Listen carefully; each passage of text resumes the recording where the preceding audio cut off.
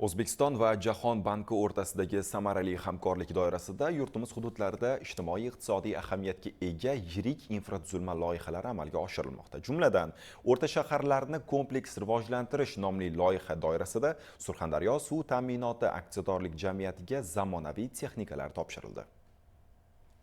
Maxsus texnikalarni topshirish tadbirida ta'kidlanganidek, davlatimiz rahbarining 2024-yil 31-yanvardagi tegishli qaroriga asosan boshlangan o'rta shaharlarni kompleks rivojlantirish loyihasi doirasida qator ijobiy o'zgarishlar amalga oshirilmoqda. O'rta shaharlarni kompleks rivojlantirish loyihasi Jahon banki ishtirokida amalga oshirilayotgan loyiha hisoblanadi.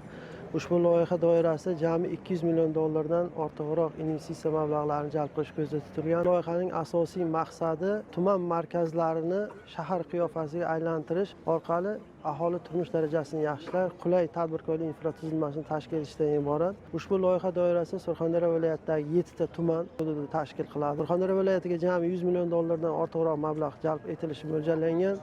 Ushbu loyiha doirasida birinchi navbatda aholiga eng zarur bo'lgan ichimlik suv ta'minoti yetkazib beriladi. Shu bilan birgalikda oqova suv ta'minoti tizimini tashkil etilib, bu xizmatlar orqali ijtimoiy soha, ko'p qavatli uy-joylar va tadbirkorlik subyektlariga yangi turdagi xizmatlar joriy etiladi. Zamonaviy uskunalarning joriy etilishi natijasida vaqt tejalishiga, ishlar tezkor va yuqori sifatda amalga oshirilishiga erishiladi. Shaharlarni kompleks rivojlantirish loyihasi asosida keltirilgan bo'lib, 39 dona, 14 ta maxsus chiqindilarni tashuvchi texnikalar, 7 dona ta'mirlash brigadalari uchun texnikalar, 7 dona ekskavator texnikalari keltirilgan. Avariya tiklash texnikalari kichkina hajmdagi diametri 50 mm bo'lgan quvurlardan to 350 mm diametrdagi quvurlarni ulashda, payvandlash ishlari hamda asfalt yo'laklarni beton yo'laklarni ham kesadigan apparatlar bilan to'liq jihozlangan. Aytish kerakki, joriy yilning birinchi choragida ichimlik va oqova suv tizimlarini yaxshilash natijasida viloyat aholisining markazlashgan ichimlik suvi bilan ta'minlanish darajasi yil boshidagi 67.5% dan